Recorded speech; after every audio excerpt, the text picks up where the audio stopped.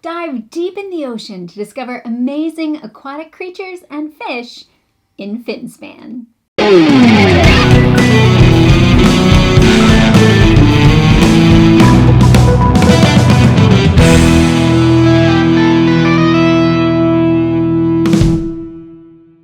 Thank you for joining us at Tantrum House Studio D. I'm Melissa Delp. I'm Kevin Delp. Finspan is an action selection engine building game for 1 to 5 players that's all about fish. It takes 1 to 2 hours to play. It's designed by David Gordon and Michael O'Connell with development by Elizabeth Hargrave. It's published by Stonemaier Games, and they sent us this review copy. In this video, we'll give a quick overview of the game and then share our thoughts. In Finspan, you're a marine researcher seeking to find and observe aquatic life. The game is played over 4 rounds and you take 6 actions each round. On your turn, you take one of your diver meeples and perform an action with it. You can either play a fish card from your hand or dive at one of the 3 dive sites. To play a fish, you pay the cost on the upper left of the card and then place it on your board in one of the indicated zones, either sunlight, twilight, or midnight. Some of the fish also have a column requirement shown by a blue, purple, or green edge. The fish can go in any empty spot or on top of a smaller fish. Nom nom. Fish cards can have several types of abilities. When played, activated by a dive action, or game end. Some game end abilities are actions or resource collection, and some give scoring opportunities. When you take a dive action, you choose a column and move your diver from the top to the bottom, gaining the benefits shown on your board. But you only activate the sections that have a fish card or pre-printed fish. You also gain any brown if activated powers on the fish in that column, and the first time you dive in a column each round, you gain a special bonus at the bottom. Each dive site has an emphasis. The left column gives you cards, the middle column allows you to lay eggs, and the right column lets you hatch eggs into young tokens and move those tokens around your board. Getting 3 young on the same space turns them into a school of fish. Which is worth a lot of points. Yeah, that's good. The tokens for eggs and young are often needed to pay the cost for placing fish, but they're also worth points at the end of the game and possibly during the game based on the randomly selected goals for round end scoring. After each player has taken 6 turns, the round ends. At the end of 4 rounds, you activate your game end cards and perform final scoring. The player with the most points is going to be the winner. Surprise! So that was a very quick overview. We didn't cover everything, but we'll go into more details as we talk about our opinions. We're separating the video into 4 sections. The 4 C's are thoughts on components, our critiques, our commendations, and finally, our conclusions. So let's begin with looking at the components. So one of the components that I usually look for in a game is a player aid, especially as you get to medium level games and above. And Finspan has, I would say, a pretty good player aid. It talks about the fish cards and the different icons, so that's really helpful when I'm trying to teach the game to people or to reference things. I can look at the player aid instead of digging through the rulebook. So yay, player aid. Yeah, and it helps everyone at the table. The other big part of this game are the cards, and I like the artwork on the cards. I think it works great. I mean, there's all these different kinds of fish that are, and some are scary looking, some are cool looking, some are cute looking, so. Yeah, and there are facts on them too. Yeah. I mean, if you compare it to the other games, we know a lot about birds. Yeah. Dragons are fanciful, made up. Yeah. But there's some really weird stuff in the sea. Like some really weird fish and creatures. Yeah. So, yeah, I think that is a big point of this game, big part of this game, and I like them. The tokens, your player tokens, are little diver meeples. So that's kind of nice. They're cute, and you can count them easily to know how many you have left. So I thought that was a good component, the divers. There are some other cardboard tokens in the game. The one side has like a fish drawing and the other side has like an egg. I would say they're serviceable. They're okay. They're not like Wingspan, the cool bird eggs. Like there's nothing like that in this game. But it's nice that they're efficient in that, like, Right. the egg becomes the fish and the fish become, then you get the school of fish. So They're very bright and colorful, so they do stand out on your board. So, like Kevin was saying, they are good for the gameplay and the mechanics, but maybe not so much for theme or immersion. Yeah. Just little cardboard tokens. Another thing in the game, there is a tray that you can use to hold the cards and the tokens. Again, not amazing, but it works fine. Yeah. We don't use it usually during gameplay. no, it's just mainly for packing up. Yeah, for storage. So, There's one other big part of the game. oh yes, The player boards. the player boards. But I think Kevin has some critiques. Yeah. So why don't we move to that section? So now our critiques. So these boards are big. They take up a lot of space on the table. I think that's my critique for the boards. The table, just the table space, not the table presence. It's the table space. It just takes up a lot. And if you're playing 5 players, I mean, you need a very large. And they're vertical boards. So I don't think he said that. They go up and down, not sideways Right. like we're usually used to. And we have, a nice size table that we use for a lot of our gaming, like a, regular game mat size table. And we actually have to sort of stagger them so that they fit, and then you're not sort of exactly across from each other at the table. So I know we're in the critique section and we're talking about the boards. I do think thematically it makes sense it's great. for them to be vertical, and mechanically it's very helpful. So in one sense, I like that the boards are vertical, but the critique is it may be difficult to fit it on tables at max player count. I agree. With that? Yes. Okay. So one of my critiques, and this is something that comes up a lot in games with a lot of cards, so when you're drawing cards, is that I know where she's going. there is some randomness. So you have to play tactically. You can't be like, oh, I have this long-term goal, because you may not draw the cards that you need for that goal. There are some cards I'm like, man, we were playing one time, I was like, man, that other player has some amazing, action cards they were able to get. And they synergize. They hatched 2 eggs, one card. It's like, ooh, that was very rare to get that type of card compared to many of the other cards will only hatch 1 young. Right. And because there are end of round goals, the goal may be something like you get points for medium-sized fish. There's no guarantee that you'll draw those fish to then be able to play them. So some players could have a slight advantage because randomly they were able to get more of that type of fish. But I find in that, tactical gameplay, you're looking ahead, there is 4 rounds, so you can look at another round and be like, oh, I may not have medium fish, but I do have this other thing that will benefit, that will help me get more Right, points. you can work towards something else. So this is not a game breaker for me. It's just something to be aware of with this type of game, that there's going to be some randomness. There's going to be some games where it all works out and everything synergizes and it's awesome.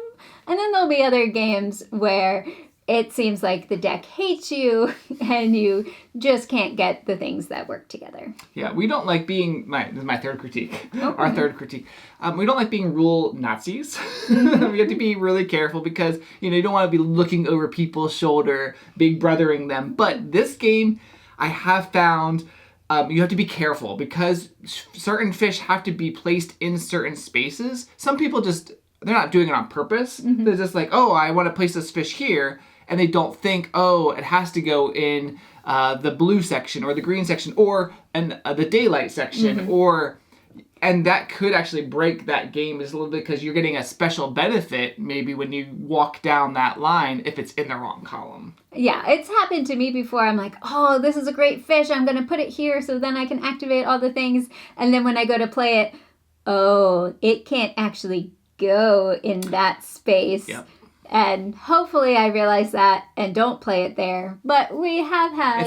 It's definitely happened in our games. Yes. Multiple times. Especially when people are learning or they aren't paying like close attention, it's easy to put a fish in a wrong spot because you can, unlike Wingspan or Wormspan, you can basically put them anywhere. You're not going left to right. Mm-hmm. You can put them anywhere as long as the icons match. And some fish, they can go in any space, and then others are more restrictive. Yep. All right, let's move on to our commendations. So I've really enjoyed games with variability, so I can experience new things or try out new strategies. And Finspan has some variability with the end of round goals. It's double-sided, that board. One side has pre-printed goals on it, but the other side you can use the goal tokens, and I believe those are all double-sided, so kind of like Wingspan or Wormspan, there's a lot of variability in what you're trying to get points for in that game. And then just the amount of cards is going to make it feel different each game, because some of them give you end game scoring or trigger in different ways. So it really does have that more tactical feel of what's the best thing I can build with what I have, and then how can I make that engine run to get the best score. So I do enjoy games like that where there's familiarity each time you play, but the way you're going to go about getting your points might be slightly different. And I just like the cards too. Cards are pretty cool. Yeah. You can get distracted by reading all the facts and be like, hey, did you know such and such? Yeah. This game's a little different in that you have your own personal discard pile. So as you're going through, those cards are going in your discard pile, and then you're like, oh, there's ways to get this fish out of the discard pile. So sometimes you're thinking, oh, I'm getting rid of this fish, but there's ways to get that fish back. So that's really cool. I think that's a cool part of the game. You're discarding it now. I will say, higher player counts, especially playing at 5, there is a possibility that the main draw deck will run out. There is a rule that basically says all players' discard piles do get shuffled back in. So just to be aware of that possibility, you could it'd be like, oh, I'm paying with this card, putting it in my discard pile because I'm gonna fish it back out. Uh-oh. Right. Now it's gone. But yeah, I enjoyed that too. That was an interesting extra strategy to think through of, oh, I'm paying for fish with cards, but they're not necessarily gone forever. They have the potential to come back. A little bit. Yes. I really enjoyed the ability to place fish on top of other fish. Okay. So it gives you more options, because if the fish you are playing is larger than a fish on your board and it meets all the requirements, you can just put it on top of that other fish instead of needing to have an empty space. And there may be some strategy reasons why you would do that. Now, the fish below is only going to be worth 1 point. It doesn't have its full points or powers anymore. But maybe it's something you weren't using, or it was a pre-printed fish on the board, so you can get some points that way. There are some fish, the predators, as part of their cost, they do have to go on top of another fish. So sometimes you're trying to lay something cheap or something that has an immediate benefit and then put them on top of it so it can munch it and lay that. So I thought that was an interesting twist to this version of the game. A lot of games are, like a multiplayer solitaire game. This game has a little bit of that, but there is definitely interaction between boards. And I would say it leans more towards the friendly side of that. And let me explain. There are cards that basically say, when you're activating them or when you're playing them, that will basically help everyone else around the table. That's cool. Now, you can sort of plan your turn around. Oh, I see Melissa. My card says everyone gets eggs in their middle column. I see Melissa already has a lot of eggs in her column. That means she's not going to be putting more eggs in the middle column, which that's, you want that kind of stuff. So just being aware of what's going on. Yeah, you can play as friendly as you would like, or even try to use those cards in a more strategic way where you're not benefiting the other players as much. Because basically everything is open information in this game. You see how many young tokens, how many eggs people have, and where they are. Technically, your hand of fish is face up on the table in front of you. So that's not even secret. I feel like you took advantage of that in one game being next to our friend Ben. Yeah, Ben was going to play one of the cards that basically said put an egg or something on all the like predator fish. And I was like, oh, that's going to happen. I'll make sure I don't have eggs on my predator fish or I'll put more predator fish out so that I will be able to take advantage of that when he plays that card. So you can, if you are paying attention to what other people have, you might be able to get some benefits. Now, he may not have ever played it, but I knew he probably would. Because I think it was a goal, or if you have a great white shark or something like that, you're gonna play it. Yeah. So so it can be as like solitaire as you want, or you can pay a little bit more attention to other people and kind of hope for some benefits. All right. Well, moving on to our conclusions. So we can't really finish this video without talking about Finspan in relation to Wingspan and Wormspan. I mean, it even says a Wingspan game on here.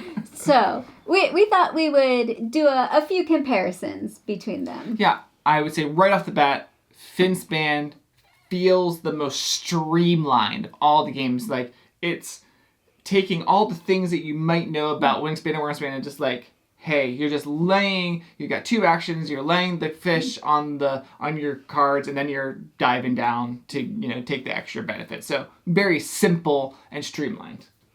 I would say of all 3 of them, this one is the easiest to get the resources you need to play cards. Okay. Because often it's discarding cards out of your hand or tokens, the egg tokens and the young fish tokens.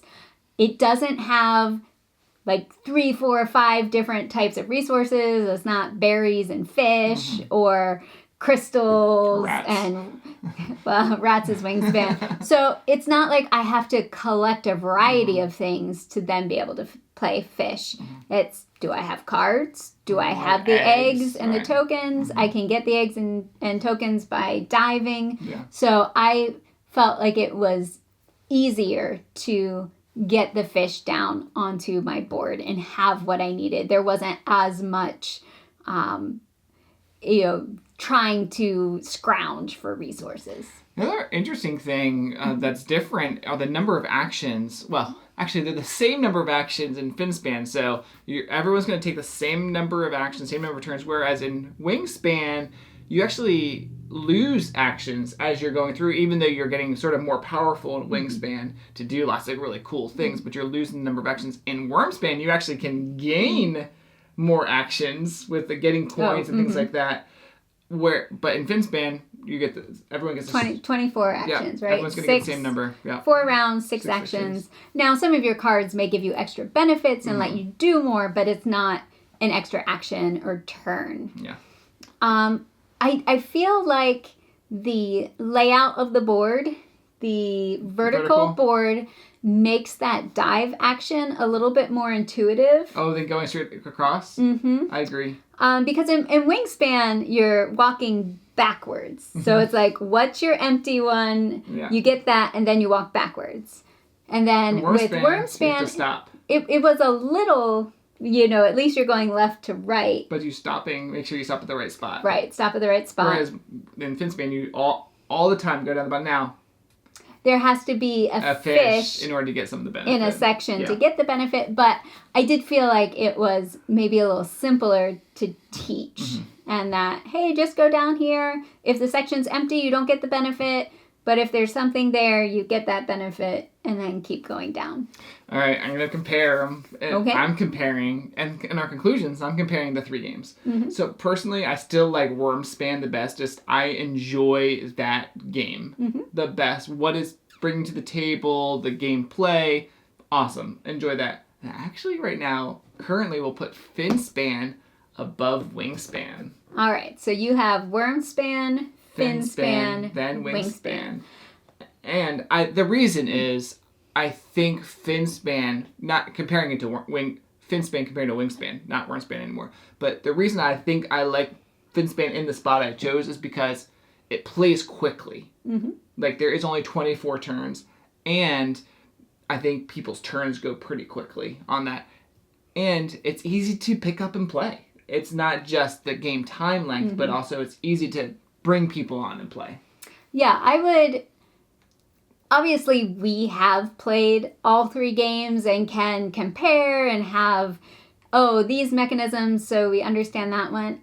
I think Finspan, if you haven't played any of them, Finspan might be the simplest, the easiest one to understand because it's a little bit more streamlined. What do you think? Yep, agree.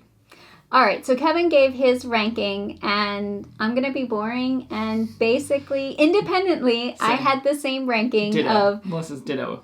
Wingspan at the top because I like, it's a little bit more complex. There's a little more going on. So I like Wingspan the best.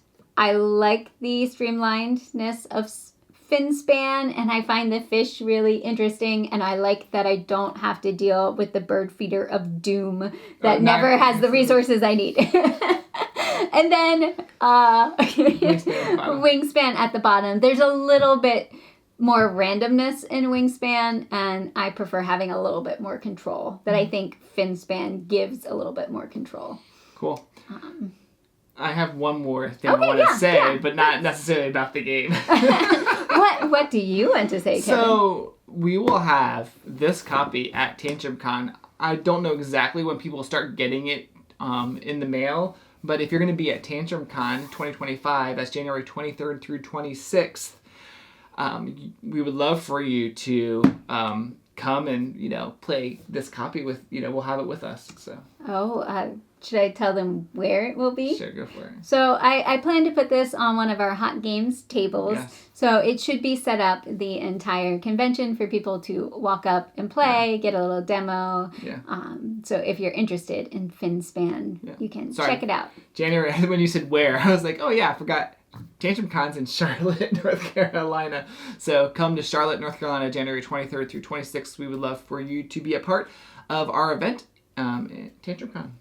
Yes. So Finspan will be there. Yeah. Let us know in the comments if you played Wormspan or Wingspan. Which one of those two, because you probably haven't played Finspan yet, which one of those two do you like better? We'd love to know your thoughts. Please like, subscribe, all those things.